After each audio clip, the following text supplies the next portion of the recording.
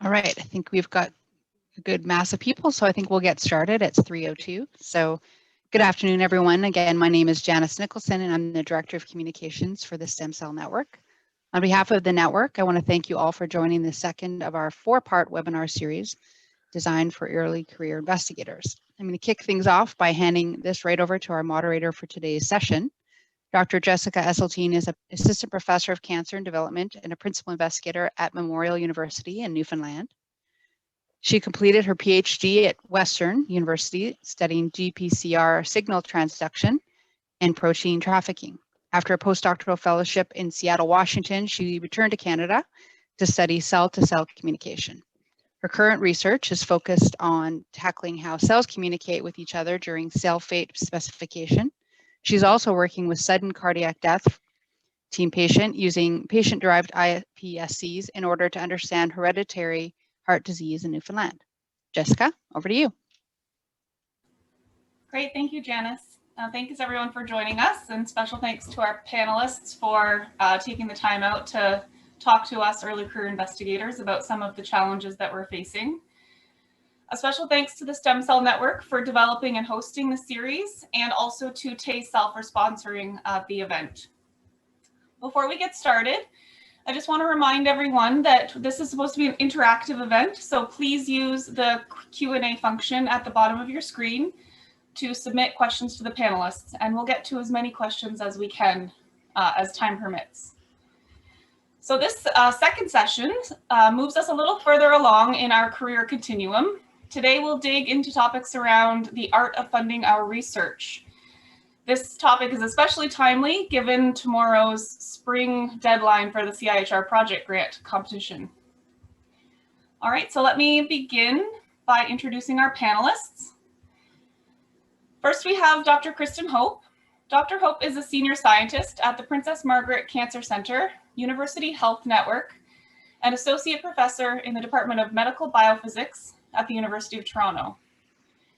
Dr. Hope earned her PhD in molecular genetics from the University of Toronto.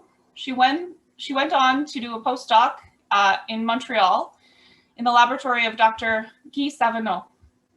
Dr. Hope started her own laboratory at McMaster in 2010, and she moved to the University of Toronto just last year in 2020. Her research sets out to identify novel stem cell regulators that could inform the design of enhanced hematopoietic stem cell-based regenerative therapies on one hand, and cancer stem cell targeted anti-leukemic therapies on the other. So welcome, Dr. Hope. Next, we have Dr. Michael Ridnicki. He is a senior scientist and the director of regenerative medicine program at the Sprott Center for Stem Cell Research and the Ottawa Hospital Research Institute. He's a professor in the Department of Medicine at the University of Ottawa, and he also serves as the CEO and scientific director of the Stem Cell Network. Dr. Rudnicki is an internationally recognized thought leader in molecular genetics and regenerative medicine, and his research has transformed our understanding of muscle development and regeneration, and has fueled the development of novel molecular and stem cell-based approaches to the treatment of muscular dystrophy and other neuromuscular disorders. Dr. Rudnicki's key discovery was the identification and characterization of muscle stem cells.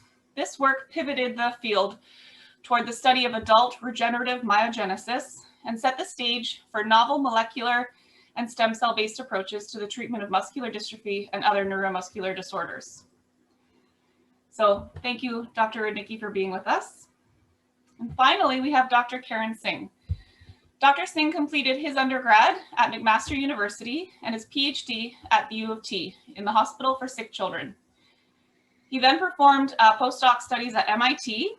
He was with McMaster University from 2012 to 2020, where he was a scientist at the neural program and the neural program lead, at the Stem Cell and Cancer Research Institute, and an associate professor.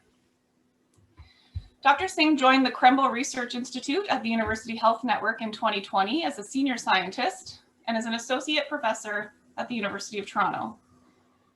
Dr. Singh's research program focuses on developmental and adult brain disorders. His team uses genetically engineered mouse models and patient stem cell derived neural cells as model systems to identify pathogenic mechanisms that contribute to neurological disorders with next-generation sequencing, proteomics, electrophysiology, and imaging. So thank you everyone for joining us. All right, so as I mentioned, today we're going to tackle how to fund your research.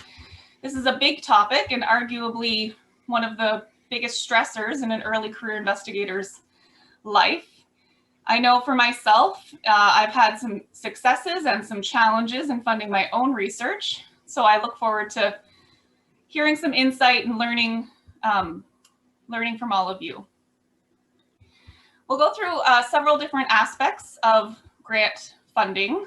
We'll start with when you should write grants and how to write grants, where to submit your grants, how to address your reviewer comments, and if time permits, we'll also go into specialty grants like equipment or infrastructure grants and collaborative or team grants. All right, so let's start at the beginning. When should early career investigators begin to write their grants? So one question that I have is, when you're thinking about submitting a grant application, how much preliminary data do you need? Can you submit a great idea with a limited amount of data?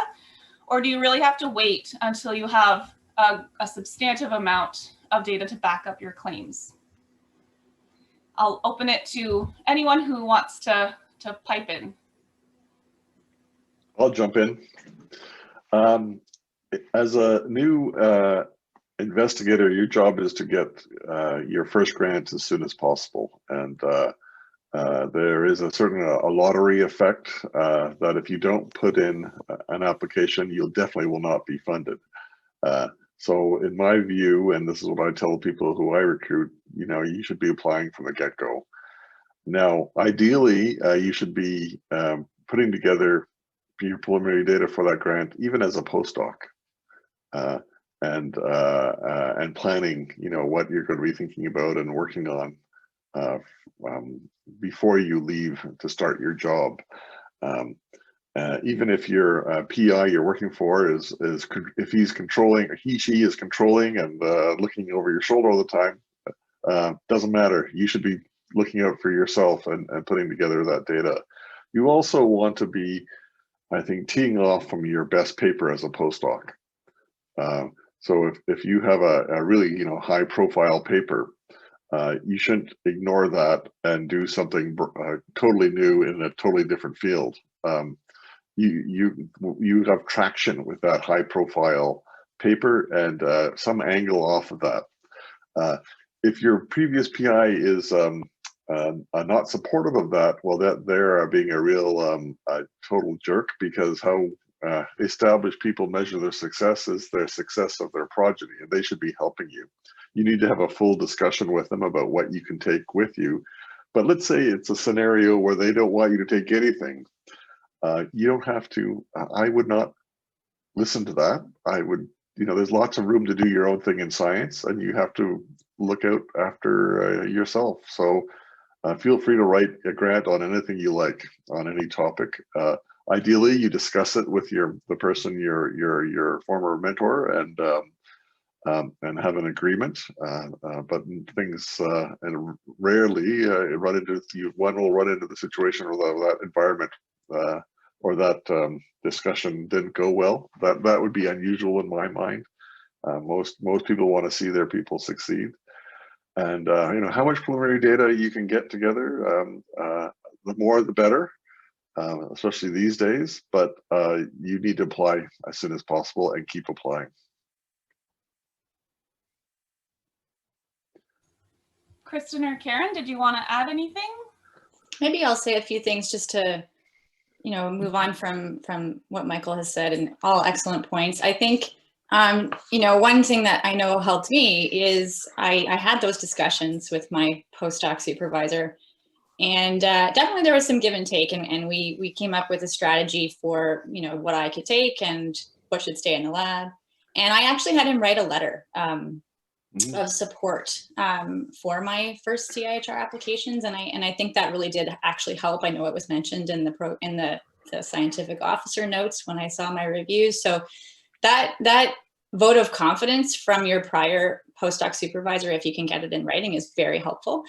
And I tend to agree also with Michael that your job is to get those first grants. It's so critical. And you may want to delay a little bit in hopes that you could get more preliminary data, but I actually think the early feedback is also really critical. So, and I think there's a bit of leeway given to new PIs. I would hope, and I think it was the case for me certainly, that the bar for preliminary data was, I think, less than what is expected of a more established mid to senior level investigator.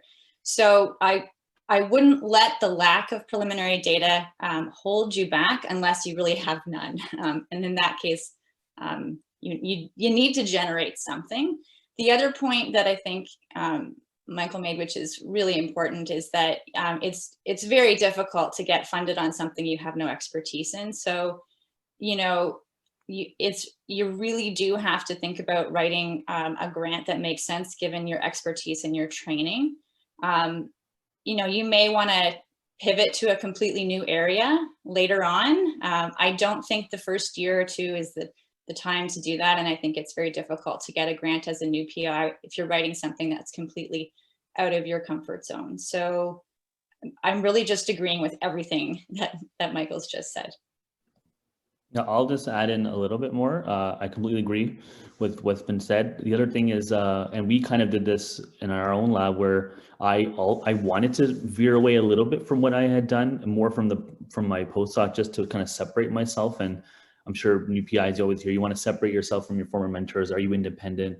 So I think one of the things you have to really consider is, if you're going to venture into a new area, typically the new person, you don't hire a lot of grad students all at once, and you have to train them yourself typically. So you might have, 2 or 3 grad students in the first year or two, and then, they have to be doing things that you're familiar with as well. So, and if you think about the timing involved, and what Michael is saying, if you go to a new area, it's going to take longer to get reagents set up, or new models and things like that. So you want to be very careful that you're not going off in a completely different area to separate yourself, because then you might become an expert in that, but it might take too long to do that as your first grant. So there has to be something in between as well, where you're jumping off your prior experience and your expertise. And especially when grant panels come together, that's going to be one of the first things they discuss for a new PI, is the grant that you're proposing really feasible for a new person or not? And typically, if it's built off of your expertise, then that, the bar is much lower, or at least you've met that bar. Great. So what I'm hearing, I think, is that you should start writing grants right away. Have the conversations with your postdoc supervisor to generate preliminary data before you start your application, and try to write your first couple applications on things that you have a strong track record history in publishing, so that you can show feasibility right away, and it's more reasonable to expect that you could pull off the studies. So that sort of leads me a little bit into my next question. And someone mentioned also the idea of independence. That's a comment that I've gotten several times. The need to show independence in order to get funded for grants. So, can you really demonstrate independence if you are using data from your postdoc, or do you have to wait until your own lab publishes? I think you've answered that already, because you told us not to wait to start writing grants right away. But how can you demonstrate your independence in a grant application?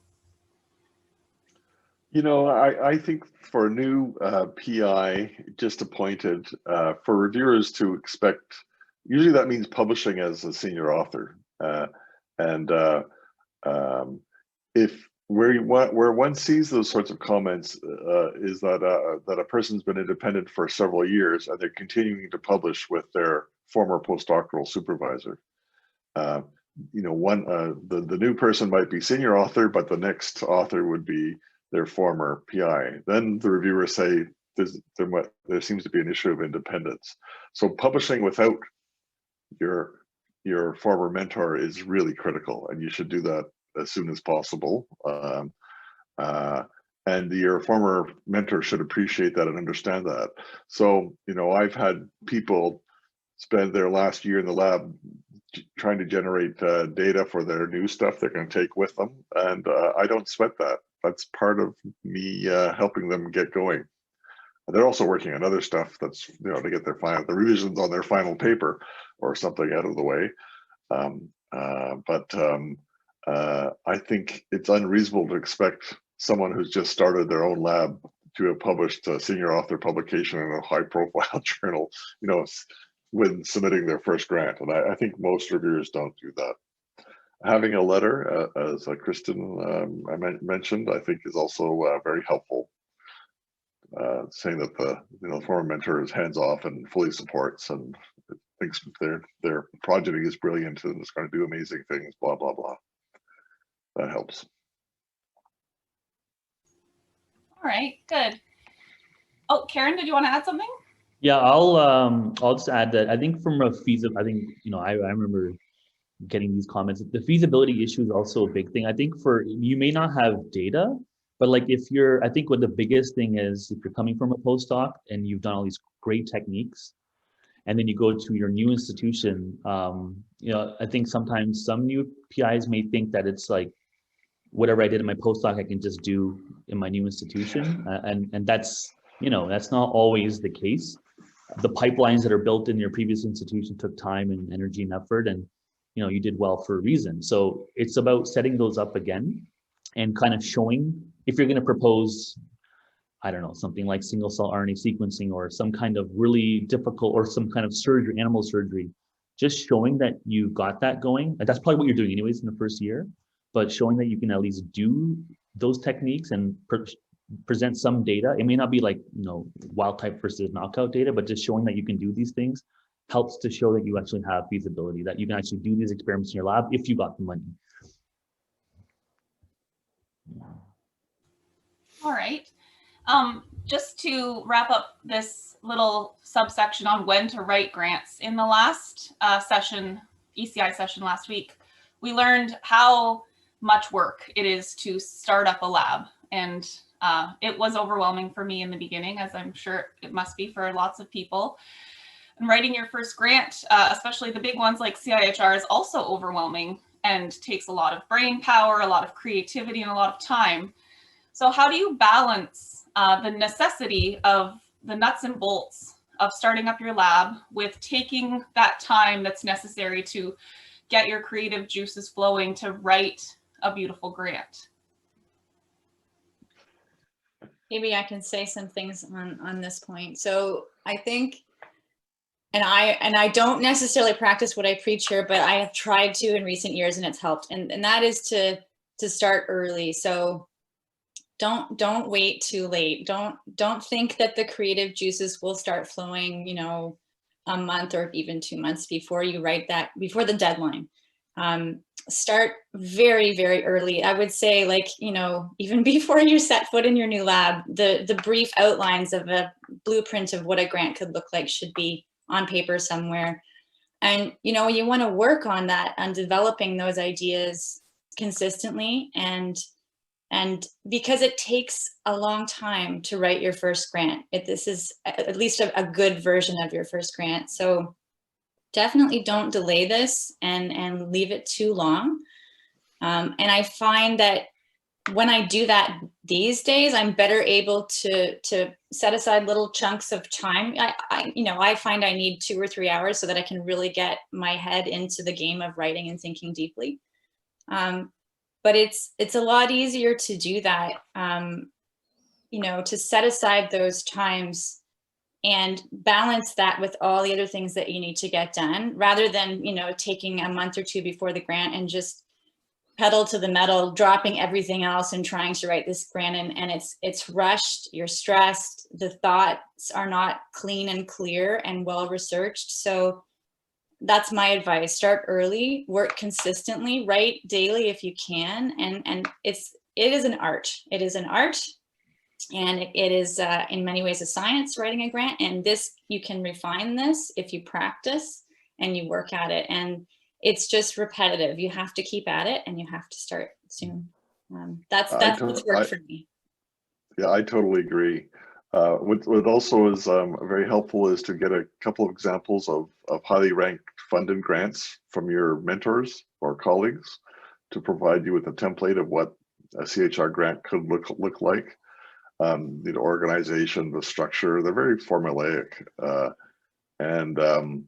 Certainly as a new PI, I would get up really early, like 5 in the morning, and write for several hours before going into the lab, because working in the lab, and you have to be working in the lab as a new PI, so you have to do both, but you don't necessarily have to be thinking and be creative as you're pipetting and doing mini preps or whatever it was, or loading gels. You can be thinking about your grant, but for me, the creative juices were early.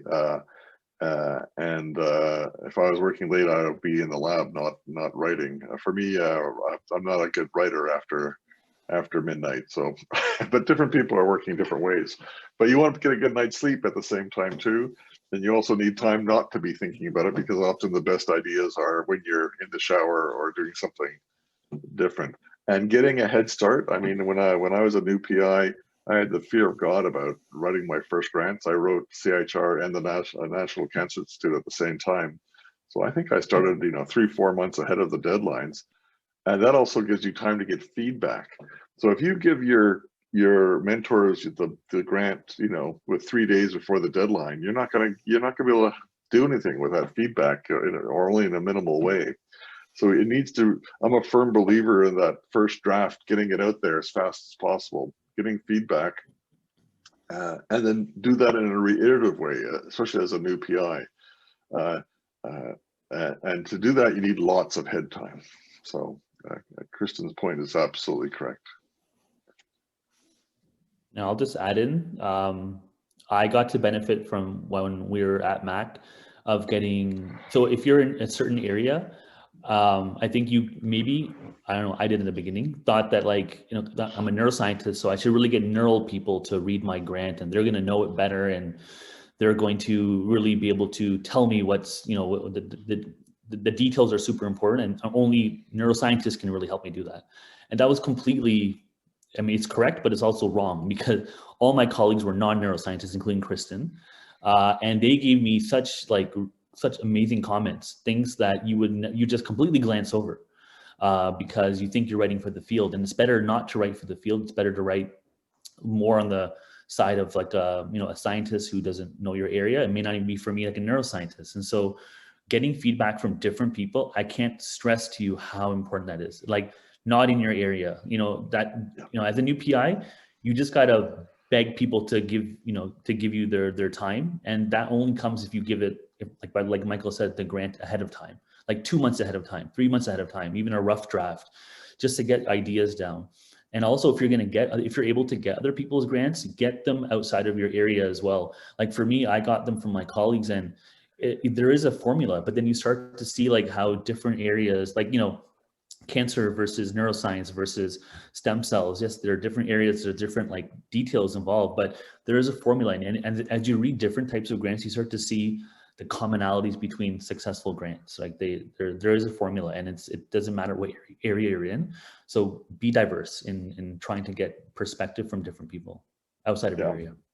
And what's interesting to me is that the most highly ranked grants that I've had, and what I see in panels, are the ones that are accessible, that they are not full of jargon, full of acronyms, super dense. The writer provides a footpath for the reader to follow through the logic. It might even be a little bit repetitive, with the rationale repeated several times and then summarized at the end. But that accessibility really is key. If you're a reviewer and you've got a stack of 10 plus grants to read, a super dense grants is not going to make you happy. And so it's really about the ideas rather than the technical details. Well, that has to be there, but we often make that overwrought, and if it's overly complicated, overly dense, that can be an impediment to accessibility. So that you have to find the right balance. Great, that's a great discussion on grantsmanship in general. So make your grants accessible, write to a general scientific audience rather than someone who is an expert in your field like you are, and get your grants reviewed. So many institutions and departments have a standard, internal peer review process. But for those departments that don't have these things in place, you recommend reaching out to your former mentors or other senior scientists. Are there any other places where you might go to get critical feedback before you submit a grant? Well, all of your network, your PhD supervisor, your postdoctoral supervisor, if they're not a competitor, you can ask them to read it, and then the people who hired you and people at different levels. I mean, it's not unreasonable to have 10 people read your grant, especially when you're starting out. Oh, yeah. Also, depending upon like if you're trying to get different people to read your grant, some people, and if you really want a few people who don't have the time, but you think like their feedback is absolutely critical, maybe they can't read the whole grant, but give them a part of your grant or give them your summary page, because if there's different or their apps, you're just the abstract, get some feedback. Don't always try to give it the full grant to everybody. They may not have the time, especially if they're writing one themselves. They may not be able to provide feedback. So I did that to a few people, where just the summary page to give them like, they read in like 2 minutes. And it's almost like, if it's not clear to what you're doing in that summary page, then I'm pretty sure the grant isn't written well either. And people give you different kinds of feedback. So some people are going to be correcting every typo, correcting the grammar, but not giving you any comments on the big picture. Other reviewers will be talking about the big picture only and not ignoring everything else. And that's okay. And you also don't have to do every correction for every point raised by each reviewer. You have to pick and choose, because you have to keep your vision also to some extent. And but if 3 people really don't like this one thing, then you have to think about it. One of the key things in writing a grant is to deal with a potential criticism before it's arisen in the mind of the reviewer, so that if there's a problem perceived by the reader, that takes your mark down, your score down. However, if you deal with it early on, before it's even occurred to the reviewer, it's not a problem. So you shouldn't be trying to correct a piece of information at the end of the grant that should have been dealt with earlier, if I can put it that way. That also goes through, I'm sure both Michael and Kristin, you know this as well, especially if you're writing a grant, and I've dealt with, where it's pretty clear there's like a dogma in the field and you're trying to go against it for whatever reason, and like your grant is that way. Don't, it's better. I've dealt with many grants, or at least in the panels, where certain studies weren't cited, or it wasn't discussed thoroughly. I think nothing would really anger a reviewer more than you trying to like pass off, that your ideas are good, and like there isn't too much controversy. Bring it up, like Michael said early, deal with it, and then if you have a very good plan as to why your project and the science that you're going to do is going to be able to like create a new path or deal with that, then that is totally fine, right? It's not like there's this dogma and then you have to like go down that road as well. Right? I've seen those kind of grants, but those are the individuals that deal with it very well up front, or before it's an issue. Great. So acknowledge the difficulties in the field or the potential pitfalls of your own research.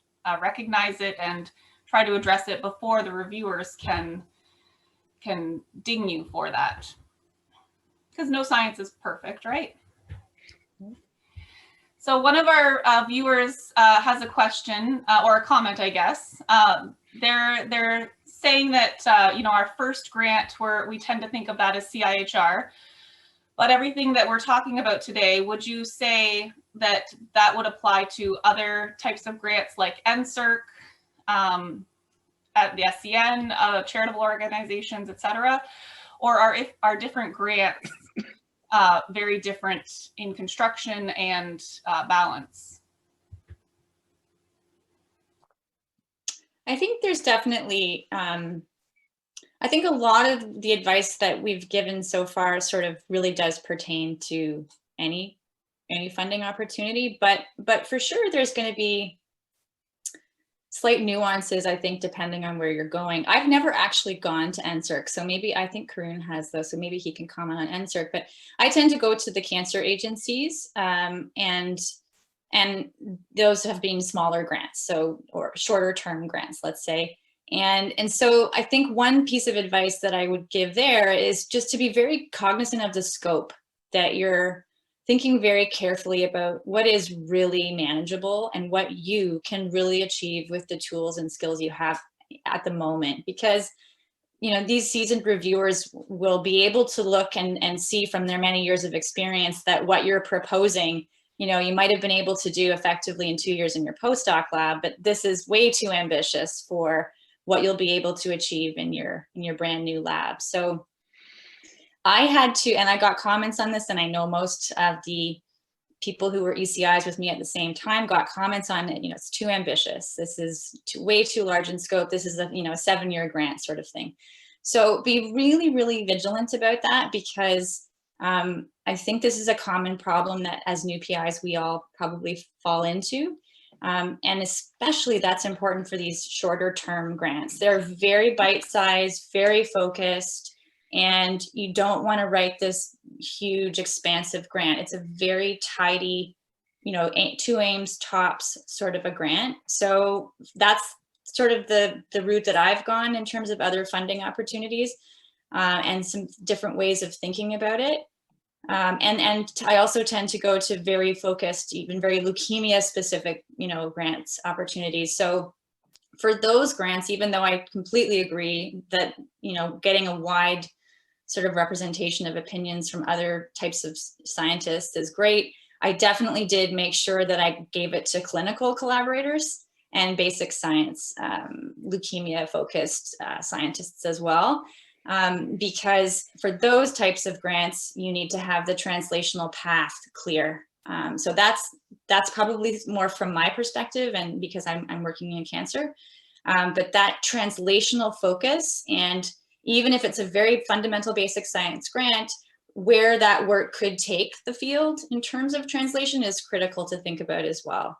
And I think that probably it also pertains to the CIHR grants, certainly. NSERC is a different ballgame, though. Maybe Karun can speak to those opportunities. Yeah, I think NSERC is a little bit different. I think if you're a new person, or if you're on this call and you're a new person, I was always told, you know, NSERC for a new person, it's better to write that first. It's better to look poor on paper, and then you write your NSERC, and then hopefully you get your NSERC, and then CIHR can come later. I think it's not impossible, but I think getting an NSERC after CIHR, if you're lucky to get your CIHR in your first couple rounds or something like that, or early on, a lot of PIs do, then it might be a little more difficult. But the NSERC is programmatic, right? So it's very different. For NSERC, you definitely want to make sure that you get a lot of feedback on your grant. It's very much HQP driven training. You write it very differently than a CIHR grant.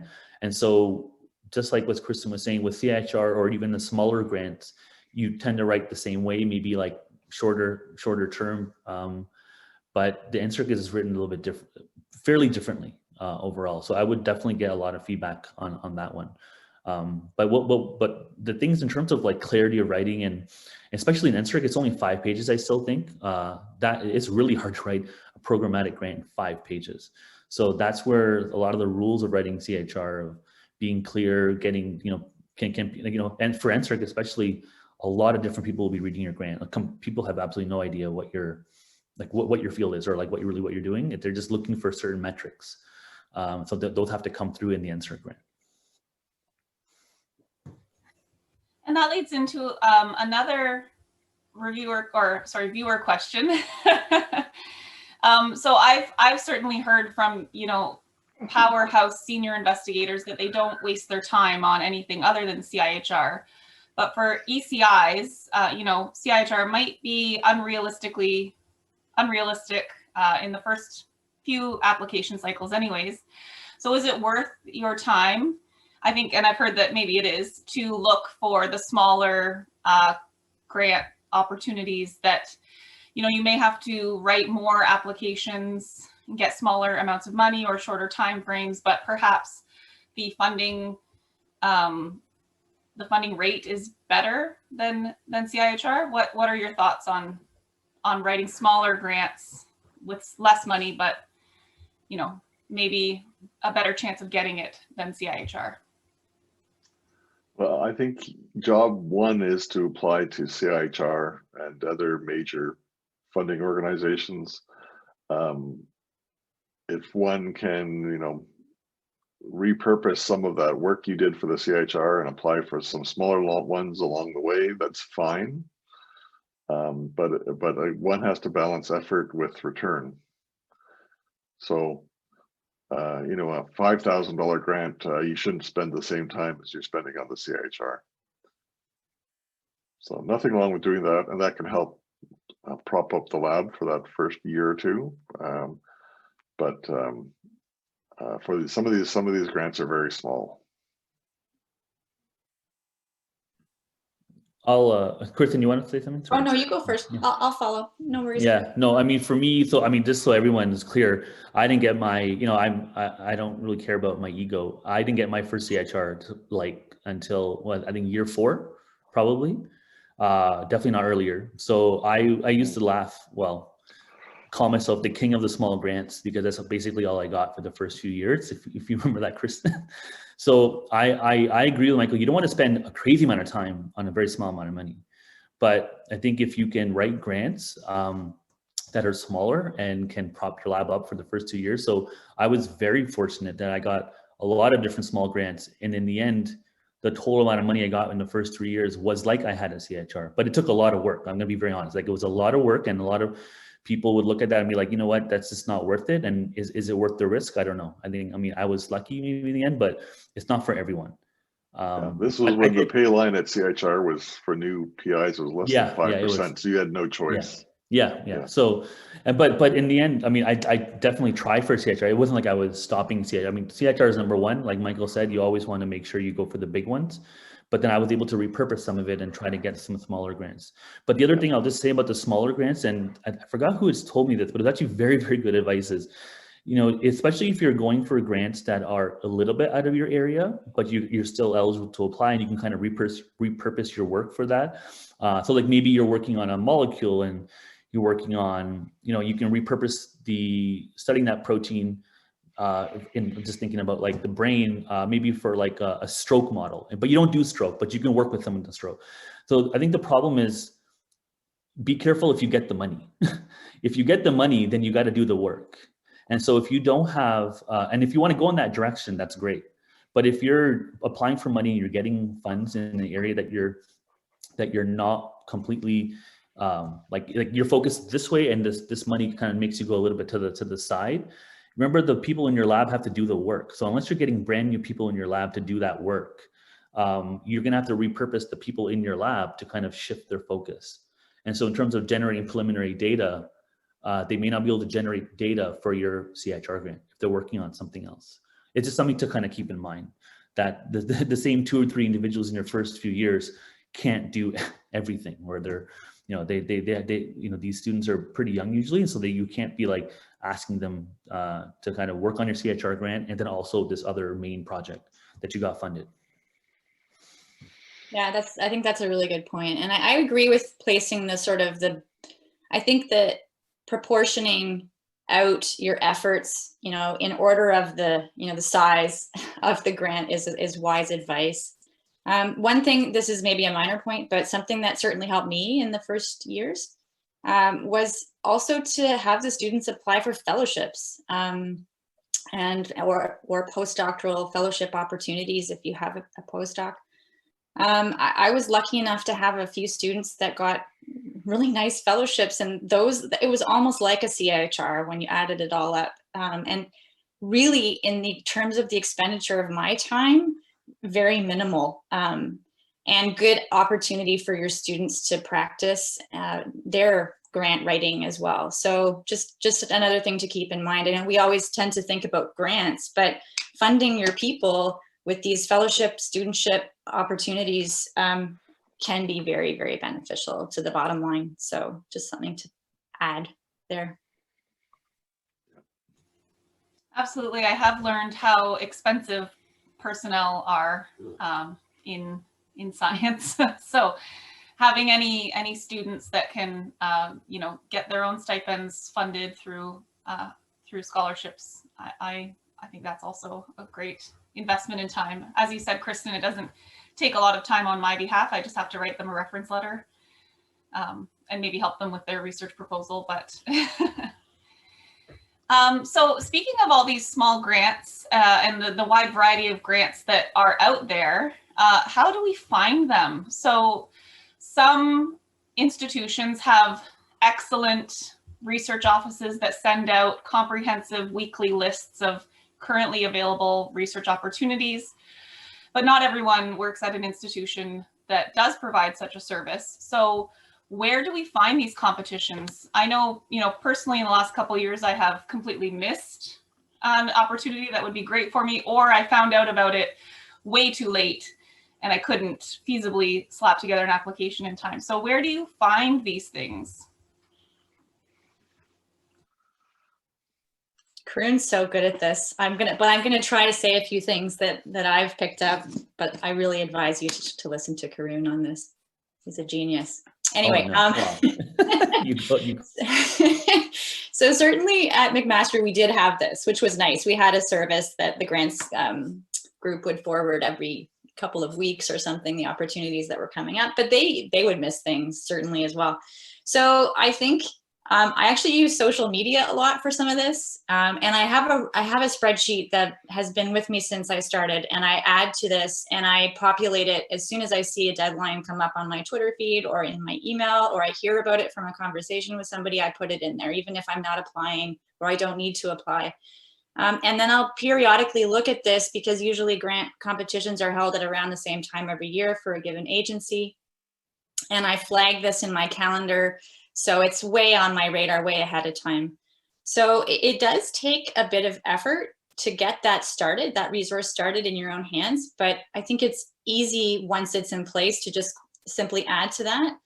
And, I think we're probably most of us anyway on this call, like going to look for the same major ones, but it's those unique ones maybe to your field that, I have a network of PIs and mentors that I go to, and I'll just say, one of the things that I talk to my current mentor about is, what are you applying for? When, have you heard of any new opportunities? Is Leukemia and Lymphoma Society running their awards this year or their grants? So it's an active process. Don't just think about, I think, CIHR only. Certainly we all agree that's critical, but this is a little bit of a job in tracking other opportunities that are out there. And I would put some time into at least developing that resource and adding to it over time. But again, the expert is about to tell you his strategies.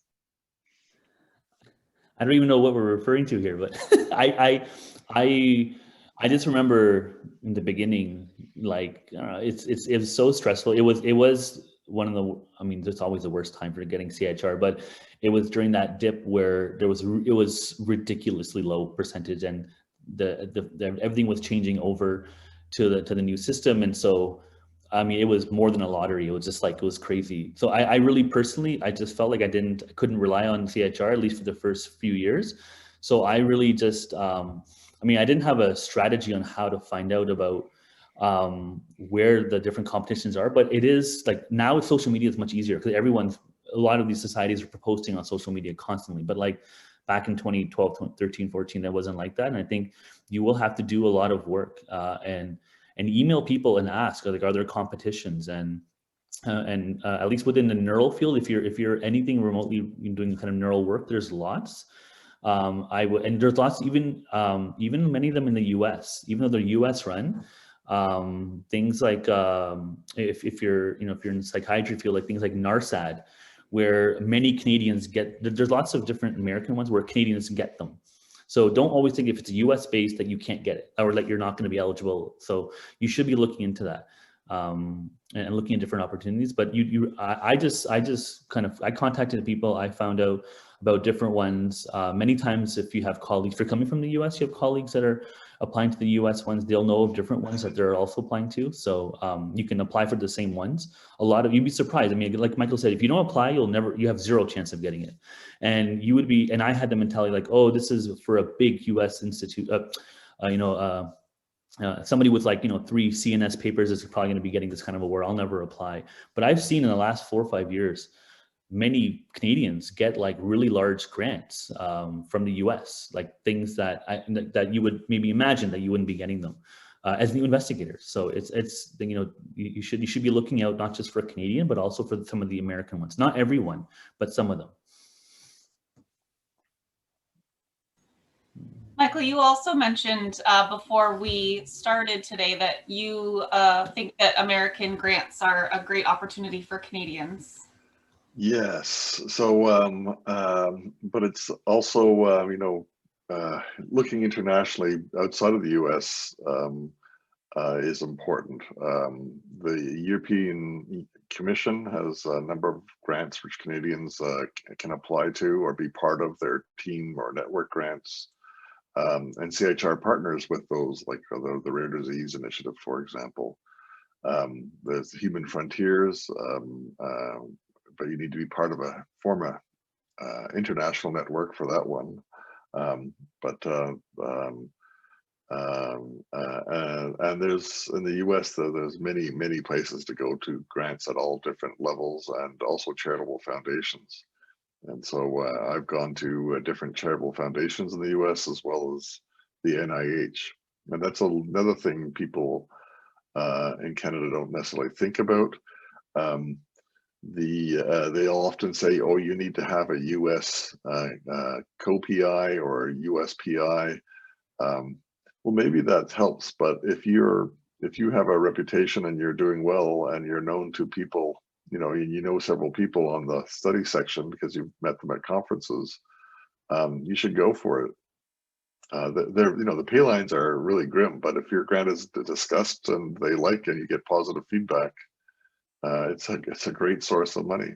So I've held an NIH grant now for over 25 years, and it's really when the Canadian dollar goes down, I'm very happy. It's a great source of funding. They're really super, and it's about the same amount of effort as a CHR grant. So you just need to find the right study section.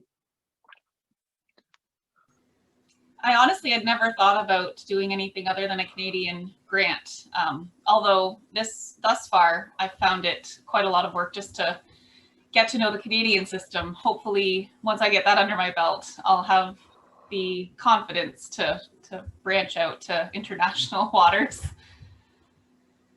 Maybe just one other point of advice on that note, Jessica, is that, and every granting office is different, but definitely reach out to your grant office. And because I know for Karun and I, we had people that had expertise in the NIH grants. And, and I actually co-wrote one with a PI collaborator in the US at one point, and it was like Greek. It was so difficult to traverse that funding opportunity. And if it wasn't for this grants person that really helped me and walked me through it, it would have been very difficult. So reach out to your grants office. I don't know the level of support each of you would have, but it's definitely it was a great resource for me, and certainly helped with the more nuts and bolts parts of applying for these grants, which is, as you say, confusing and at the best of times. So yeah. I would also say if you're at a university where they're not doing that, you should be complaining to your grants, the people helping to administer grants. You'd be like, why aren't you, or let them try to help you at least. Like, there's different lists that are out there, and people are willing to share lists of grants and things like that between departments. Like this occurs, right? So you should be, trying to change the kind of culture of what, how the grants office is working, because they should be helping you locate grants that you might have a strong chance of getting. So. One of our attendees asks, what do you think the honest odds are for a new PI submitting their first CIHR? I know that CIHR has these funding lines where the number of ECIs that apply, or the percentage of ECIs that apply, that same percentage will get funded. But realistically, your first grant, is it likely to get funded? Those numbers are known. The proportion of new applicants that are funded from ECIs, and CIHR reports that. I don't know what that number is off the top of my head. They do adjust it so that the pay line is the same for the more established people. But off the top of my head, I don't know what it is. I just know that the pay line is getting grimmer every year at CIHR. So not as bad as when Karun was a new investigator, but so it used to be, I don't know, 50-50, but it's probably not that good anymore. I don't know offhand. I don't think so. I mean, so it's a question like the first time going, or like just the first grant in general? First time. Yeah. Oh, yeah. No. I don't know what it is. It's probably low for the first. It used to be that it was not unusual for people to get funded first time out. However, what I see nowadays is that people have to go back 2-3 times to get funded, and these are really good people. Yeah, I go. Sorry. No, that's okay. No, I mean, I was just on panels recently, and I've seen, I don't want to scare the new PIs. I've seen, a person getting it. I've seen it one time, that someone, a senior, who got it the first time, but everything lined up there. It was pretty clear that that they were an expert and they had tons of preliminary data. They're not just their senior, but the feasibility was very clear. For a new person, I think, like, I've seen grants many times, but I think if it gets to like a ridiculous number of like 4, 5, 6 times, there's something fundamentally wrong with the grant. Like typically. Wrong panel. Yeah, wrong panel. Yeah, you don't be going 6 times to the same panel. But definitely, I mean, I think you want to get the feedback early if possible, and then you're generating preliminary. So I mean, I'm hoping that a lot of the people on this call have either been able to participate in the ECI, the observer, and if they haven't for CIHR, then I mean, the thing is, typically it's like, how is your grant introduced to the panel, right? And when you're discussing it. And for a new person, I'm sure all 3 of us would agree, it's like, if it's a really good person and that they coming off of a strong postdoc or multiple papers, and they're an expert in a certain area, the question they're asking is really exciting, maybe new, or at least the science is exciting. They have some like strong feasibility data. It's not like they're coming right from their postdoc. They haven't even opened their lab yet, or they're applying in the fall, but they just started opening their lab, like they just opened their lab. We all know that, like, in the first year, yes, you write grants, but if you got the money right away, it may not actually be in your best favor to get the money really early, because you may not have your lab fully functioning for a little while. So when you're discussing the grant, it's like, if all these things line up and they have preliminary data and they can do the work, and they're going to be able to make like a really good impact in the field, that's where like your chances go higher and higher and higher. That in the first time or second time that you can get funded. But I think that's the main thing. Everything has to line up, but these are things that you control. It's not like they're completely things out of your control.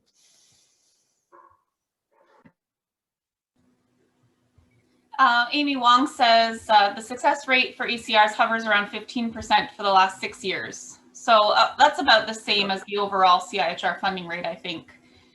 Yeah. But yeah, so maybe our very first application is unlikely to get funded. We might have to put it through a couple times. But as you guys mentioned before, you miss 100% of the shots that you don't take. So you know, put it in, get the feedback, try to make it better. It is daunting though, and it's a lot of work. But yes, it could pay off. but you know, also getting one grant isn't sufficient.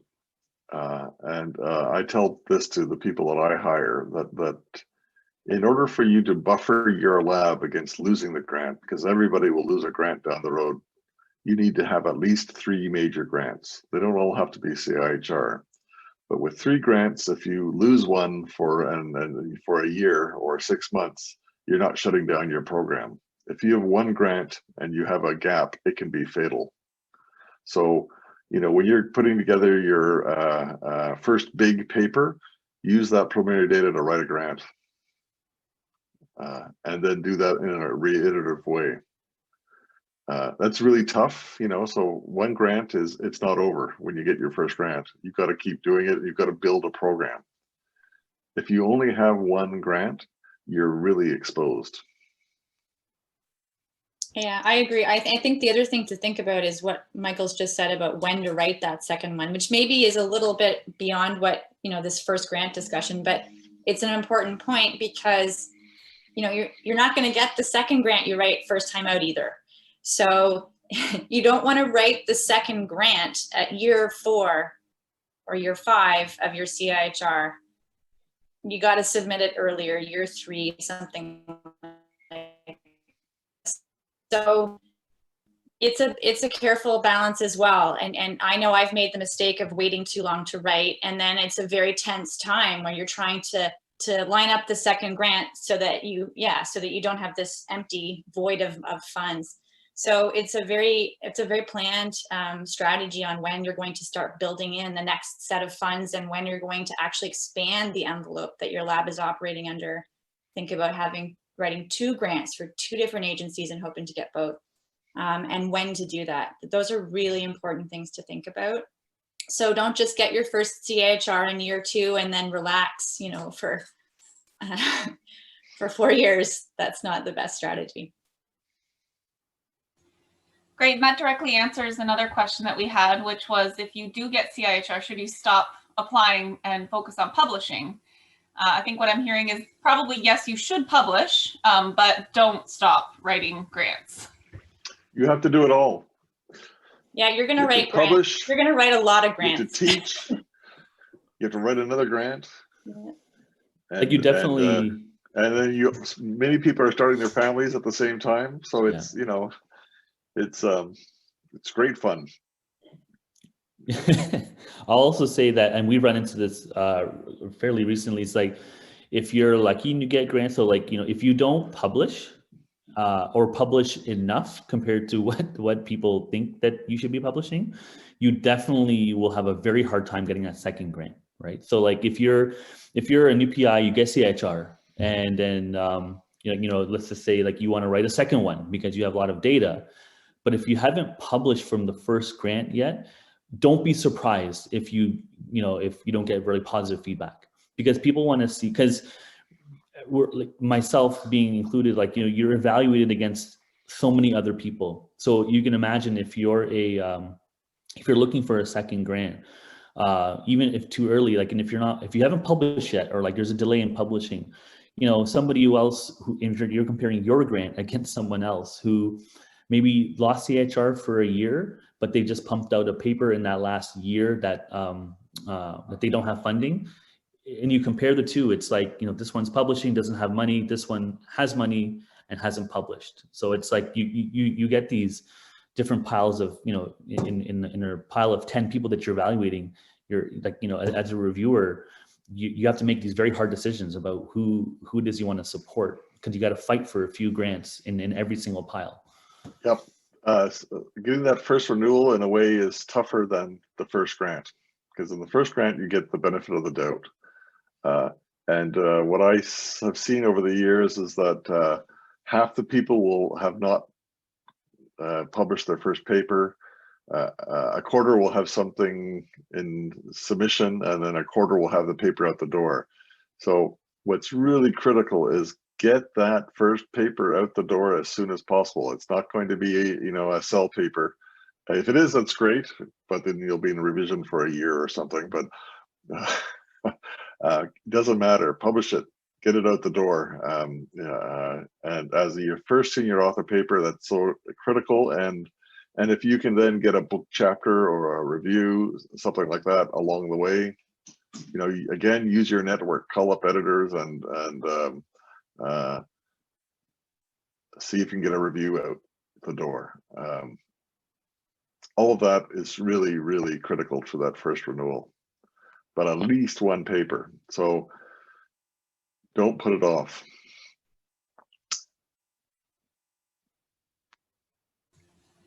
All right. No pressure. No pressure. Yeah. Well, you said it. You said it yourself. You have to do it all, and it does feel like that sometimes, but we persevere. I wanted to circle back a few sentences or a few discussions ago. You were mentioning the review panel that you select for your grant to be submitted to. I remember that when I was trying to select the review panels, you know, you read the descriptions of the mandates, and it can be very challenging to decide what the best fit is for your grant. How do you decide that? Do you look at the composition, like the members of the panel, and find a panel that has people on it that are in related fields to yours? Do you go, you know, strictly by the mandates that are published on the CIHR website? How do you know when it's the wrong panel, when you get your reviewer feedback? Yeah, so sometimes it's easy, you know, because you know everybody on the panel or know of them, and the grant is an easy fit. On the other times it's you're in between panels and you don't know where to go. And it's for those ones that are interdisciplinary that have a hard time. So again, you need to, you know, every time you ask someone to read your grant, ask them where do you think it should go, but also ask your mentors, and also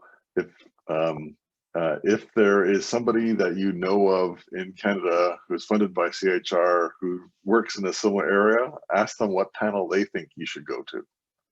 Don't be afraid of, you know, sending an email or picking up the phone and calling a person, because it can be really, really hard to find the right panel if you're, you know, working in a vacuum. So got to ask everybody and get input. And you might get, you know, every person might give you a different answer, but that'll help inform your choice. Well, and this was also brought up at an early career investigator you know, session that we had a few weeks ago, that there are no stem cell panels for CIHR. So that could be really hard for us, because then we have to try to slot ourselves. Oh, it's really a big problem for us in the stem cell regenerative medicine space. And right now CIHR is conducting some kind of review to design new panels, and they said they would be asking the community consultation, but I think it would be really helpful for those of us, especially in the stem cell network affiliated space, to speak to your local CIHR representative and make that case, and send an email to the head of CIHR or the local, whatever the next director down is of research, and make yourself known. I mean, you know, we need to speak out about this kind of issues. But you're right. There's you know, the strategic plan of CIHR doesn't even mention the word regenerative medicine once, which is really mind-boggling.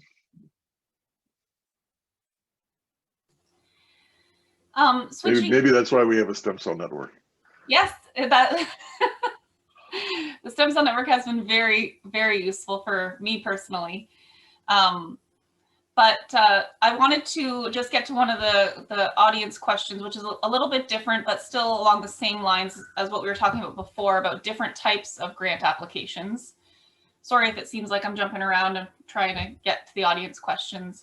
But they would like to know if you could talk a little bit about getting funding through industry collaborations. So can you apply to a pharmaceutical company for funding? No, not typically. They usually will reach out to people they think are leaders or are doing a specific thing that is of value to them. As a new investigator, there might be some programs that you can get, like grant-like things from industry, like Blue Line comes to mind. At least a couple of year grants, but they are grants. But I would not do an industrial contract as a new PI, because that you can't publish it, and you're providing a service. So it's not helping you at this point. I agree with Michael. I've never actually done one of these. So, and for all the reasons that you've just mentioned, I think you can't really publish, and really publishing is currency, right? For you as an academic scientist. So I think you can branch out to these things later, certainly. But early on, I think keeping your focus on the government and the foundation grants is the best way to go. Yeah, I would agree. You want to keep it to open calls where you can direct the money as you wish to, different experiments. You have to remember, I haven't never gotten them either, but I've been a part of some of them, and it's pretty onerous work, especially, you got to report much more frequently than you ever have done before, sometimes quarterly. Sometimes you got to, provide them updates every 3 or 6 months, experimental updates. So if you're a new person, it's okay to do that, but you just have to think, if you have, I go back to if you have a few people in your lab and you're trying to get, data for a CIHR grant, and then you get this industry grant, unless it's enough money to hire a new person to start a brand new line of work, you need someone who's dedicated to doing those specific experiments. And they're like Michael said, they're very, it's very specific. You don't get any leeway. You can't, it's drawn out completely for every quarter or every year what you're doing. So you have to be very careful. It's like, if you get the money, that's great, but then also be careful, because then that's what you're going to be doing on that project. You won't be able to take that money and funnel it towards other experiments. Like, that won't be allowed. And it'll be very difficult to do that. So you're kind of locked into this. And you can't publish the data, and you can't use it in a grant application. So it's pointless. Exactly. Yeah, especially early on. I think it's different if you have like a lead molecule, or you're working on something, and then you can kind of venture off into a new area and you think you can do something with it. That's different. But to like use, if you're thinking as a new person, I totally remember the thoughts of like, I'm just going to apply anywhere, everywhere. I need money in the lab, and if you get it, then this is truly where you're locked in. Like, it's really hard to repurpose those funds. And that is quite a drive as a new PI, right? Like, I need money. I only have this much startup funds. I can keep going for the next 2 years, but after that, I'm going to need another source. It doesn't change. Okay. There's never enough money. All right, so we've learned that you should start writing grants immediately, start getting preliminary data as soon as possible. We've learned how to formulate your grants, where to get advice about pure critical review, the different agencies that you can submit a grant to inside and outside of Canada. So finally, you've submitted your grant and you get back the reviewer comments. So it wasn't funded, unfortunately, and you get the comments back. So there's another sort of art form, I suppose, to addressing reviewer comments. So first of all, can you guys tell me, is it ever a good idea to exclude a reviewer? You get that option, people that might be in potential conflict. Is that ever a good idea or not? And how do you decide when to exclude a reviewer?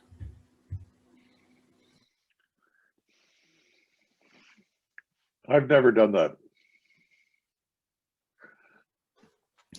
I've never done it either. I've never done that. There was a colleague of mine who kind of, it was very clear, and this was like a totally different panel, like not one that maybe a stem cell person would go to, but it was very clear that that reviewer was kind of like, I wouldn't say on purpose, but like, we'll never let that grant get funded. And they made a few comments. So I think what you can do is, instead of excluding that reviewer first, I mean, you can, if there's like a clear, I don't want to say the word violation, but like if there's like, if they've done, if there's something specific that they've said that is like a red flag, as reviewers, as reviewers, we have to like follow certain rules, and you can't just write whatever you want and write 2 sentences and expect that that's going to be like that's not good enough. So I think you can bring it up with a few people have done this. You can bring it up with the panel itself and see where that goes, especially before you just exclude a reviewer. That's kind of like, I think, what you should do first. Excluding a reviewer means like, because you don't even know if that person's going to get the grant the next time, first of all. And if they, I don't know enough to, I don't want to say that you should or shouldn't, but like, I almost err on the side of like, you can deal with the comments, you can write a nice rebuttal as opposed to having to exclude somebody. So unless you have a blood feud with someone, maybe don't exclude a reviewer. I think there very well could be there could be an individual out there that is just, from other sources, or has tried to block something that you've done, that you've tried to publish, etc. There's probably circumstances where you should exclude that person. But yeah, I would agree, unless it's a really serious sort of a situation. I think what you're signaling by not excluding reviewers is that I believe I have a standout grant, and go for it. Criticize it, and it will stand the test. And I think as soon as you start excluding multiple people or something, that's not the right message to be sending about the quality of your grant and that you stand behind it. That's just my opinion, though. Yeah, and the rebuttal needs to address the points that are raised in a positive way, no matter how wrong the comment might be. So if the comment is like false, you modify your grant to clarify the issue. And you can also make comments with all due respect. We disagree with this comment, and explain it, but try to address every point in a positive way. But at the same time, sometimes the suggestions are harebrained and aren't appropriate to do. So. Well, and how do you decide when to concede or argue a point? Or should you try to write your letter so that it never seems like you're arguing, even though you are? That's right. But if there are a lot of light criticisms, especially on something that's been submitted previously, the second time around, it's rejected with a lot of light criticisms. No major fatal flaws, but close but not no cigar, but they just don't like the grant. That's really a difficult situation to go to, and you might be in the wrong panel. They don't like the grant, but they're not really telling you why they don't like the grant. They're criticizing experiments, but they're looking for things to criticize. And so maybe the grant is framed wrong, presented wrong. You have to rethink how the whole thing is put together. That's a difficult situation. And when do you decide that perhaps this grant just isn't up to snuff? You mentioned a little while ago, if it's been reviewed 6 times, that should be an indication to you that there's something majorly wrong with it. At some point, I think we all have to just accept that maybe the grant isn't meant for CIHR and go back to the drawing board. But when do you make that decision? I think if you're resubmitting multiple times and it's not moving up the queue, like I think, or it's moving down. Yeah, it's moving down. Oh gosh, that's not a good sign. And so I think if there's a consistent trajectory of like you're not going up, you're going, you're staying at the same level or you're going down, this is a signal that something, you have to rework it fairly significantly or try a different panel, but I don't know. I don't even know if a different panel would be the answer. Yeah, I mean, clearly, if you're triaged 3 times, yeah, you're at the wrong panel, or there's something really serious wrong with the grant. Yeah, but it also means you're not listening to the reviewers, right? I think even if you've got a mediocre grant, if you're listening to those reviewers, and generally, I think that the criticisms are really constructive. I think these panels are excellent. You know, in any experience I've had with them, they've only improved my grant, but if I listen, and I think there's always going to be harebrained suggestions for sure, as Michael said, but the review process, I think, is a good one. And if you listen and you follow the advice, you can improve it. Similarly, if it's not improving, your score is not improving, I think then you do need to revisit the grant itself and the ideas. Although I've had some colleagues who, you know, each time they put it in, they're 1 below the pay line. Yeah, that's true. And that happens 3 times in a row because the pay line is shrunk, you know, in subsequent competitions. And that's like, wow, man. It's so hard. Yeah. But that's a good sign. It means you're following the pay line. Yeah, I think they eventually got it, but yeah, if you're close or you're like you're getting discussed and you're close, like if you've gone in 6 times in a row and you're getting triage or it's going down, like you'll know before the 6th time that it's not going to ever fly at that panel. Like that's pretty clear. Yeah, time to cut the losses. Yeah. All right. And I know that CIHR reviewers have to take implicit bias training, but we are all humans, so implicit bias will exist everywhere. Especially a new PI, how can you overcome and navigate potential implicit bias that your grant might face in review? Well, I just heard at a CHR briefing meeting for chairs and SOs that the new data from the last few years is that this has all been normalized, at least for gender, which is really a huge sea change from the bad old days. Other types of bias are harder to deal with. I think PIs with exotic names, perhaps. I know there's data around that as well. There can be bias against that way. It's very difficult for the PI to deal with that.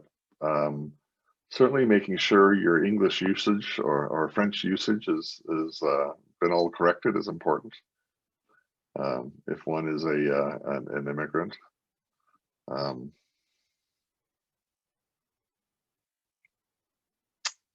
Yeah. It is a tough topic for sure. And, you know, I think also having representation on the panel themselves is important. So women are really still underrepresented, in my view, at CHR panels, and certainly minorities are also very, you know, it's our older demographic perhaps, and that's a problem that still needs to be fixed. Is there data about the demographics of the CIHR review panels? Like, is that available somewhere? I'm sure there is. I don't know if it's been published. But just looking around when you're there, you can sort of say, a lot of old white guys. All right. Anything else to talk about reviewer comments? Any other advice?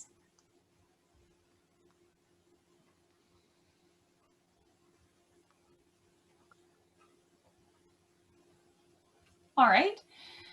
All right, so we're getting down the list. That's great. A different kind of grant that new PIs might be interested in applying for are equipment or infrastructure grants, such as CFI JELF. So when should a new investigator consider writing an equipment or infrastructure grant? And what equipment do they ask for? Is this usually part of a startup package, or is this something that you write after you've already been Tri-Council funded? etc.? Oh, usually it's the institution who tells you all that. In many places, new PIs are basically required to write a CFI JELF grant. In other places, it doesn't work that way. It's more about who's the new person, who is the new person who can help support a grant to buy a piece of equipment for our core facility. You know, so yeah, you basically go with the flow, and hopefully there'll be enough juice left in the grant for you to get a few things for your lab. But I've seen some of these JELF grants being basically all the equipment is going into the person's lab, but it's not necessarily always that way. Often it's for core facilities. And the grants are you know, the research office will usually have all the boilerplate stuff, you know, benefit to Canada, all that. The training section is just cut and paste, and then you modify it a bit so it fits you. And the research section, you can just pull something out of your CHR draft and stick it in there, and they're funded almost all the time. It's based on your CV. Sounds like my institution's a little bit different than yours, Michael. They wouldn't let me apply until I got Tri-Council funding, and then they wouldn't let me apply for infrastructure for my personal lab. It had to be as you say, a core facility piece of equipment. Yeah, every place is different. Yeah, and they also made me write all of the benefits to Canadian stuff myself. Really? Yeah. Oh, you should have sent me an email. I'll give you a copy of ours. Well, I will now. Thank you. It's pretty generic stuff. All right. The other, I'll just add in the other, in case you need to, like you want to apply for, especially if you're able to get NSERC, I think people should know of like the RTI, Research and Tools Instrument Competition, right? That's like I think $125, maybe $150,000 for equipment. Usually that's not an individual. I mean, you can apply as an individual, but it's always better to apply as a team.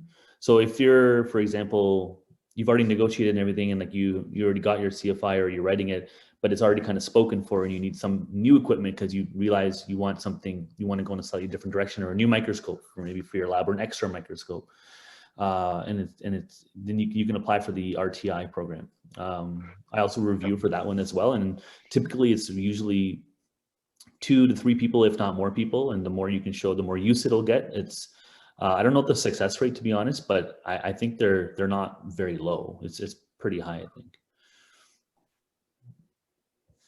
But that besides the CFI, the new person and the RTI, and I think you should write the RTI either at the same time you write an NSERC or a year after. I was even told that you get a grant and then you can apply for some equipment to go along with that grant.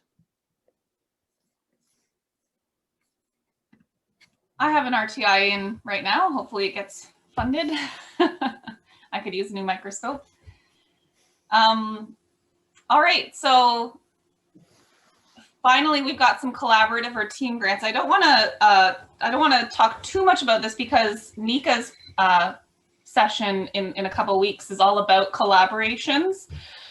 But are collaborative grants a good idea for ECIs, or will they sort of get swallowed up in the larger, more prominent team members on a grant? Well, I think nowadays ECIs are all the major funders are saying you have to have an ECI as part of your multidisciplinary team, and so there's some traction there. So I think being part of a team is nothing wrong with that. But again, I would not expend a huge amount of effort either on the writing of the thing or on servicing the grant. I'd take the money and run. That's just between you and me. But you should not be in a situation where you are, as a collaborator, as part of a grant, providing service to a big PI and not getting credit for it, or getting minimal credit. So if you can get $100,000 a year or $75,000 a year as being part of a larger team and get one more student, have that student, you know, start off. This is just between me and you. I would not have that student acting as a service for the larger grant. I would sort of make sure that they're going to be doing something that gets you a paper. And frankly, I mean, once you're established, a grant is not a contract. It's a starting point. It got you the money, and I think in my lab, and I've always been this way because I'm kind of harebrained maybe, but I would say, you know, what I said I do and what I actually do when I look at it after about the end of the 5 years often ends up being very, very different, because we follow our noses as scientists. We're opportunists. So don't feel that you have to stick to each experiment described, each and every experiment in your grant.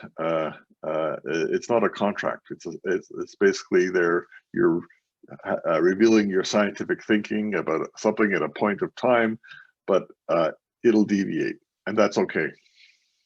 I think that's a really good point. And it's funny that you say that, Michael, because I remember my first year thinking absolutely, as you just said, oh, this is my formula, I have to follow it. And that's not science, right? I mean, we're proposing that we're going to do these experiments and they'll all work beautifully, and our hypothesis will be borne out, and we'll just follow the steps after that. And very oftentimes it's not how it goes, right? So it's not a contract, and you're right, they do want to see your ideas and thoughts and the general ways in which you're going with your science. So, and I think it's also another secret that, you know, you become aware of as you move into the career, that yeah, you're taking bits of money to fund somebody on a project, but that person might then go off and work on another little exploratory project you have over here that you don't have funded. Because how are you going to get the preliminary data for that next grant if you have no money granted to you for that work? So you have to borrow, you have to be creative and thoughtful about how you move the money around and get the experiments done. So don't feel like you're hemmed in by this rigid plan that you've laid out in the grant. Certainly you want to follow the spirit of the grant for sure. And in many cases, you will do much of what you've said, but if it's going in a different direction, that's okay. As long as you're being productive, you're moving the science forward, you're publishing, these are all the metrics that the agency wants you to be achieving and your institution wants for you. So I think this is a really important point. And I know at the beginning, my eyes were opened. I remember thinking, oh, this is how they do it. So it's a really, really good point. Nicholas Dumont asks us, what proportion of your time should be devoted to grant writing versus publishing, teaching, supervision, administrative duties, running your lab, etc.? Nico, it's 100% for each of those activities.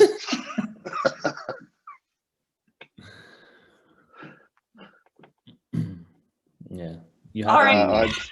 It's true. I mean, it's no. There's truth to that. You have to constantly grant write, because like what I think Kristin and Michael said, you have to you can't just write it and I'm going to devote this 1 month to the grant. As a new person, I think that's a really, really bad formula. You need to do it really early and find time, so that, because I don't know, for me, I can't write grants last minute. I think I would just have a heart attack if that happened. So for me, I have to go really early, let it sink, let it soak in. And you go back maybe a week later and you're like, oh my God, this is horrible. Or maybe you see, you go to a conference or something, or you see a talk and you're like, oh, that will change how you want to do things, or some new technologies, it's much more available now than you actually initially thought, and you want to incorporate that into your grant. So starting early is always better. So that means devoting a lot of time, but it doesn't have to, it shouldn't be massive blocks of time closest to the grant. It should definitely be early sketching out the idea and the formula, and trying to see, okay, if I have aim 1, 2, and 3, can I get data for aims 1, 2, and 3, and what does that actually look like? And planning that out, that requires time. I will often, sketch out different possibilities for a grant. Yeah. Let's say a grant renewal. I'll have 3 different ways it could go put together, and that'll gestate for weeks. thinking about how to put the damn thing together, and then arrive at a solution and throw most of them away, and then focus on the one that'll work. But devote how much time to devote? It's all the time, all your time. I just want to quickly say one thing. I think there was a question about the team grants, and so for myself, I've been very lucky to get some of these team grants through CIHR. So they're basically, it's a grant, but through the European network. And so one of the good things about being part of like larger networks is that sometimes opportunities come up, and you'll find as a new PI basically impossible to formulate a team that's believable. And sometimes being part of a network, it will take time. So like cultivating a network now where in different countries is not a bad idea, because sometimes some of these grants opportunities come up. I think, I can't remember if I'm correct, is it the New Frontiers or some other grant where it's required, like you can have international collaborators? Human Frontiers. Human Frontiers is another one where you need to have like at least 2 or 3 countries involved. And so like you can't do that you can, kind of cold call somebody, but like that, it's not going to come out in the grant, right? Like if you've published with them before, or you have a history of working with them, or at least aligning in the interests and having that ready to go. So all of my CHR, what do you call it, European team grant, I mean, they're grants to my lab, they come strictly from this, pretty much the same team. Every few years we get to write a grant, and we're fortunate to get it, but it's like, it's the same team. So, and yes, that requires time, but it requires, some planning, in that you can write a grant that comes up. If it's a team grant that requires multiple countries, there's a number of those, and especially Canada takes part in all these. I'm sure you've seen on CHR some of the epigenetics grants, or a Canada-China grant, or it's multiple countries. So if that's something but I think a challenge for early career investigators is establishing that network. So although it's impossible to do, this year or next year, probably, attending small international conferences is key. Things like Gordon conferences, where there's a limited number of attendees. You don't want to be going to presenting your poster at ASH where there's like 10,000 posters, and you can't find the same person twice in one day. Or you want to go to these very small meetings where people are, up in the mountains somewhere, and network. And in the bar, you'll be talking to some bigwig, and you'll meet people, you'll have fun, and get your science out there. That's really important as well. So yeah, you have to do everything. Also, as a new PI, I'm sure many of you have already done this. Attending those meetings, sometimes that can give you access to, for me, that's gotten access to samples. For us, specific IPS cells, like a collaboration that, I think without going to that meeting and talking to the person, it never would have come to fruition. Sending an email is one thing, you may not get a response, but talking to the same person at their talk, after their talk or something, if it's like an IPS line or some kind of reagent that you really want, or that it might come out of just going to the conference, that can, which can improve your grant and your science, right? It's not just about getting something just because it's cool and new, but it's like, it can actually help you in, answer a question in a very unique manner. So going to those conferences and forming networks can actually help on that front as well. So like you, Karun, I don't write very well under pressure. I like to start my grant writing pretty early, but some of the team members that I work with are procrastinators, and I find that fairly stressful. The CIHR is due tomorrow, and I'm still waiting on certain aspects of the grant. So I guess we have to balance different personalities in all aspects of our career and life. But I'm learning how to chill out a little bit, I guess. Trust that person will get it in. One of our attendees asks, will being a co-PI or co-applicant on other CIHR grants make it harder for me to get my own CIHR grant as the nominated principal applicant? No. Irrelevant, doesn't it? No, and it's also with the new 2-pager that's going into CHR. Right? I forgot the name of it. It's not the response. Summary of progress. Summary of progress. You would just clearly out. I mean, like in your CV, you'll like if you're getting money from a grant, you have to say I'm getting like 25,000 a year from this massive grant that someone else is getting. And you just have to kind of, if you are getting a lot of CHR money through other grants, again, I think that does to some degree play into like productivity. So if you're getting if you're co-I on 5 grants and each of them is giving you 25,000 a year, that's a fair amount of money. It's not nothing, 25 times 5. So there will be some, I think there will be, personally speaking, that, some reviewers will be like, well, it's not like they're getting nothing. It's not like they're just helping out the person do the experiment. They're actually getting money from this grant to do something specific here. So productivity will be matched towards funding. So, but if you're not really getting money, it's not enough to pay one person, right? No, and I'm saying they're experiments. Yeah, so you're having parts of people help out with someone else. So it shouldn't hurt you at all, right? In reality, yeah, it's supplemental, and that shouldn't, Okay, so the reviewer won't say, oh, they already have money from this other collaborative grant. They don't need. No. Okay. Oh, no. That would never happen. All right. Amy asks us to talk a little bit about the CIHR observership program. So I was fortunate to take part in this in my first year, and this was before COVID. So I got to go to Ottawa, sit on a panel, read the grants, interact with the other reviewers, and learn all about the process. I found it very enlightening. And yeah, I got to see what a phenomenal grant looks like. I got to see what the reviewers sort of got hung up on. And also I got to network with people, that might be future reviewers on my grants. What do you guys think of this program? And how is it working now with COVID? Yeah, so I'm chair of the genetics panel, and I think this is quite an old program. It was even there with the original MRC, and the intent of the program was to do exactly as you described, which was to expose new people to the process and help them network, and so that it would benefit their own first grant. It gives you as a newbie insights into what people are looking for and what are important.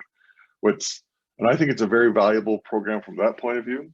What's really amusing to me is that the CHR staffers, who are bureaucrats from all over government, mostly social scientists and that kind of thing, have now got it into their heads that the Observer program is to train new reviewers, and that they should be doing practice reviews and presenting their reviews, and that they could then become an associate at the College of Reviewers, but they want to download this task to the chair and SO to mentor these people to become reviewers, but that's not the intent of the program.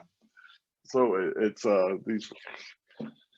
Anyhow, I digress and I'm on a rant, but I think it's a very valuable program for the point of view of giving you insight in and how to prepare your grant and what people are, how reviewers, what they're looking for, what's important in the review process. Really important. For training new reviewers, not so much. I completely agree. I think it's a fantastic program. I didn't actually participate. I just got invited to sit on a panel at some point, which was a little terrifying, having actually never been able to observe the process. So I think if you have the opportunity to observe the process with a bit of that stress off, definitely do that. And I agree with the training of the reviewers sort of element being sort of beside the point. But anyway, the other thing that you'll see when you sit on these panels or observe, that's really quite fascinating, is is human psychology at work. So you really see how the discussion can take on a life of its own, and there can be very strong advocates for a grant that will stand up and be very vocal and totally turn the tide and change perspective on the panel about that grant. Similarly, there can be a very loud negative person who can, you know, turn the opinion in the opposite direction. So it is a very fascinating and sometimes frustrating experience, but it's also, I think, clear that, you know, there's enough expertise and there's a lot of people on the panel that in general, the very good grants are assessed as such, and those that are poor are assessed as such. So, but I think what you really do understand is, you know, what the reviewers value as an excellent grant on the whole and what they don't, and what are those key elements that you know, fit the description of an excellent grant, and where are you missing that in your own writing. So definitely take that experience back with you to your own grant when it's fresh in your mind and you've just been to that panel. Come back and take that lens and apply it to your own grant, because I think I approached my own grants very differently after I had sat on those panels, for sure, no doubt.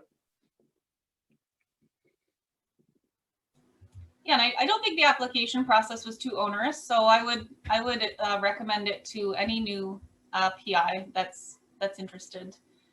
I really enjoyed my time. So I have a couple more specific questions. In submitting a CIHR grant, I've been told by my own mentors that you have to be nearly ready to publish AIM 1 in terms of preliminary data. You need to have half of AIM 2, and then maybe AIM 3 can be a little bit more risky with less data. What are your thoughts on this balance of data per AIM?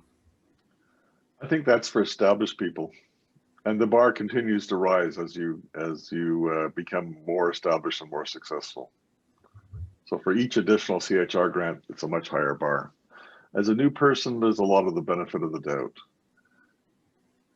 doubt. So having some preliminary data for each specific AIM is important.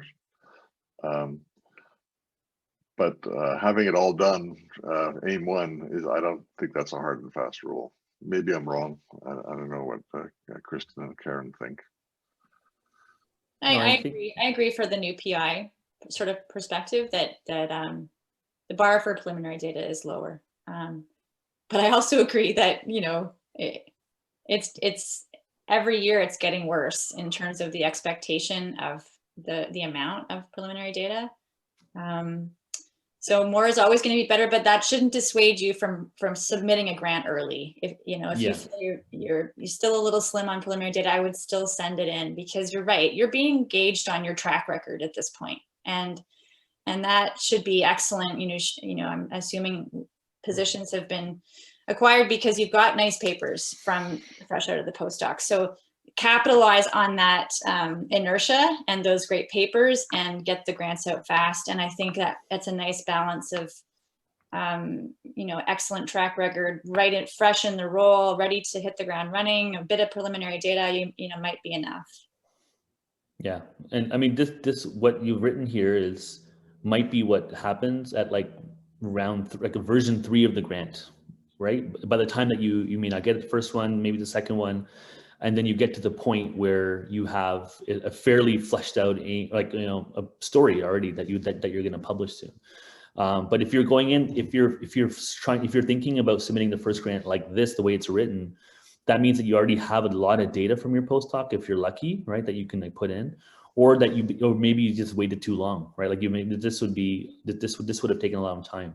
So I would agree you go earlier than what you have here, but this is a very, very strong grant that I agree this is something more senior would be expected to do. Maybe more than this, but at least this. Thank you for clarifying that, because I've also been told that you pretty much have to already have the studies done before they'll give you the money to do the studies.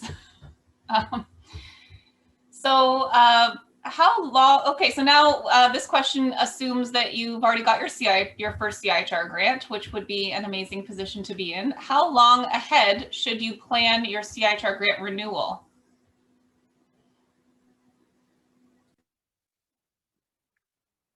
Like from day one? You're probably thinking about it the whole time. but you know, you've got to compartmentalize it. So get that first paper out and then start thinking about it. Yeah, I think it also depends on like if you had already in mind like if you're going in two kind of different directions and you want to get them funded, you still need to get a paper out, but you might go a bit earlier to get that idea fleshed out. Like the second idea, the second grant that's not related to the first grant in any way. Like maybe it's in a slightly different field, but you know, you're working on a molecule, for example, that you could, you know, pitch for stem cell regenerative medicine, but also for something else, even if you have seen people do that. But you still need to show productivity from the first grant, or at least in some form. I would argue to be in a strong position to get that second. Yeah, but I think, you know, realistically speaking, certainly 6 months before the deadline, you should be thinking about it. But you probably won't be seriously working on it till 2 or 3 months before the deadline at the earliest, and that's when things will come together.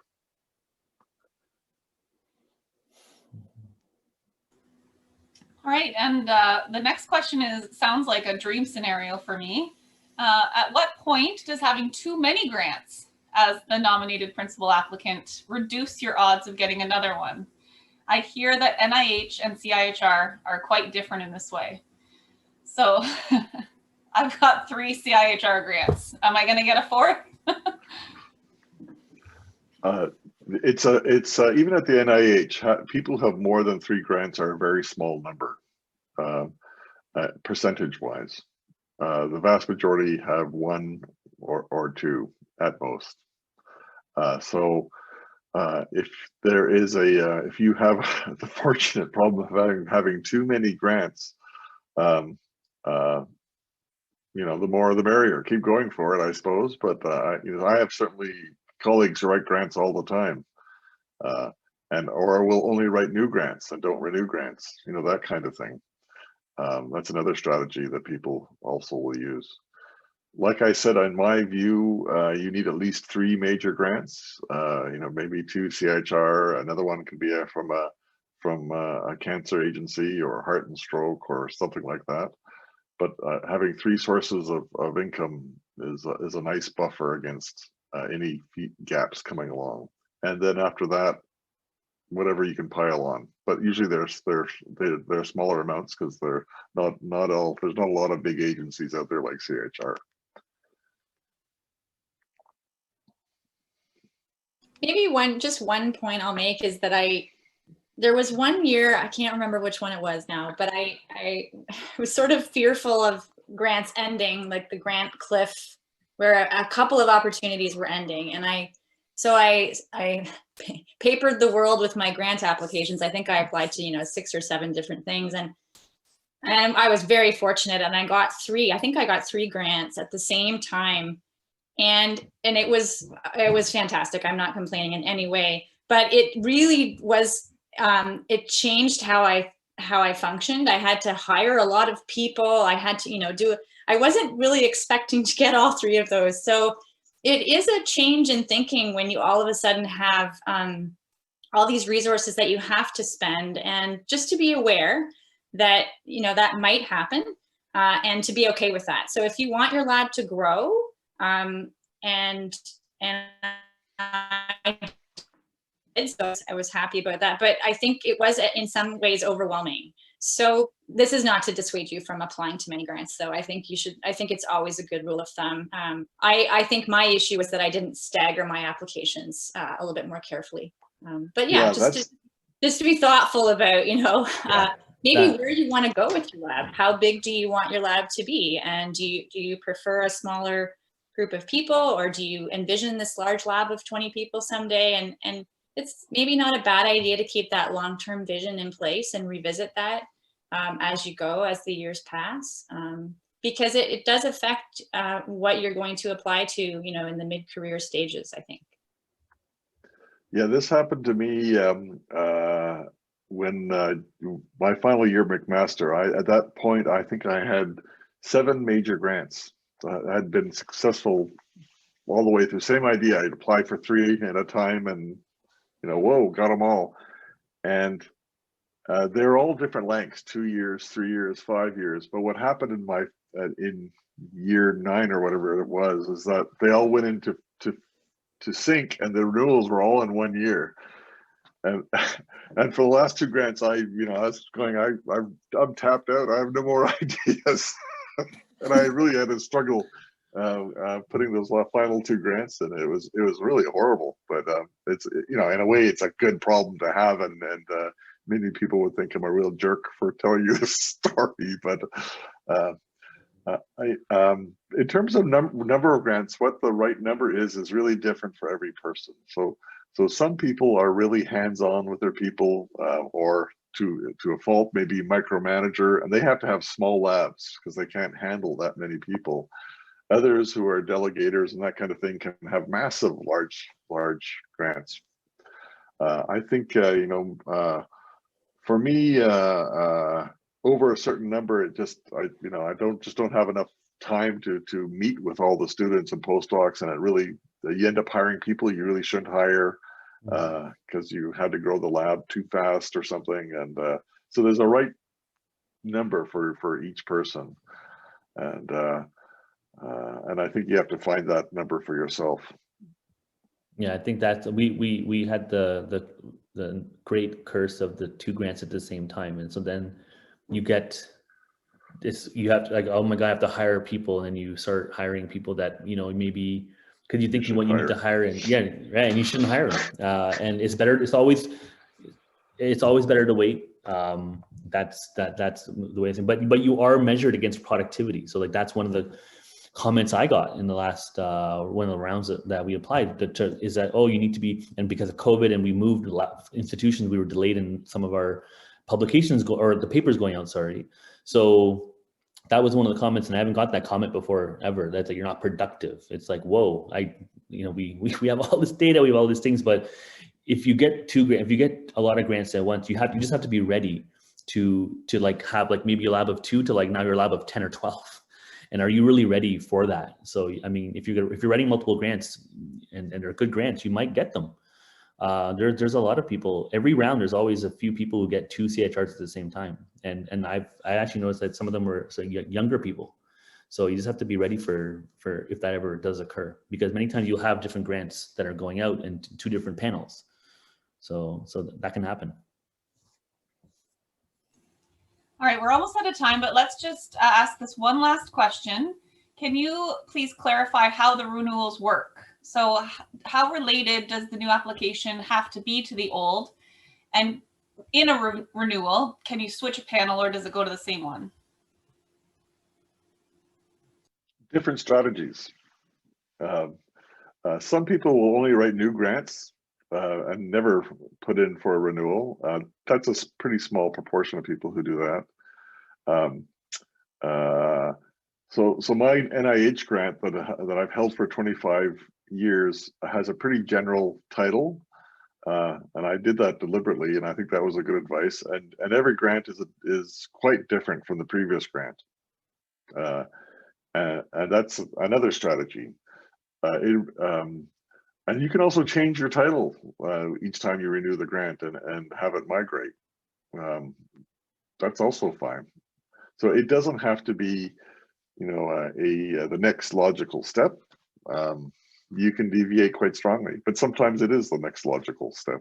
It just depends. I don't know if that's helpful. What do you think, Kristin?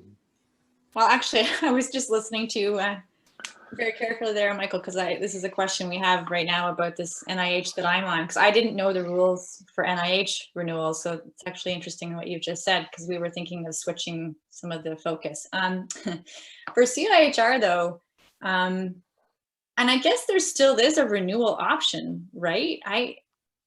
So you still actually would submit and call it a renewal. You wouldn't necessarily just submit another grant as a new grant. That's generally following. You can do either. You do either. So if you're staying in the same panel, that's fine. You can do it as a renewal, but if it's if you're studying one disease and you want to study another disease and it's in a title, that's not going to work, right? Yeah, I think so. I think generally it's what you want to be doing, right? So don't pigeonhole yourself writing a renewal if that's not what you want to do. But if it is a logical follow-on, I think it makes sense to submit it as a renewal. I think that's what I mean, for some, there was a particular CHR grant I held for many years, and I chose not to renew it because we'd stopped working on that whole problem. We solved it, so there's nothing left to be done. Awesome. All right. Well, thank you all for your time and this enlightening and engaging conversation. I learned a lot. I do wish that we had this conversation a few weeks ago so that I could apply some of these to the CIHR competition, but I definitely will in the next one. So thank you so much. I have a few reminders here from the Stem Cell Network before we go. Please remember the Early Career Investigator Speaker Competition. As we announced at our first session last week, SCN is launching an ECI speaker competition to be held at the 2021 Tillamookalla meetings. The competition will provide up to 3 ECIs with an opportunity to present progress from their research programs to the broad stem cell and regenerative medicine research audience at Tillamookalla in November, in a pre-recorded session that will be available for on-demand viewing by all TMM attendees during and after the conference. Eligible ECIs are invited to submit an abstract outlining their research project relevant to stem cells and regenerative medicine that will form the basis of their talk. The deadline for abstracts is Friday, April 30th, 2021 at 11:59 Pacific. If you have any questions, please contact John Draper. And then our next session next week, April 7th, 2021, is hosted by Dr. Amy Wong, and they will be discussing how to build your research reputation. Or not. Or how to destroy your research reputation. Yeah.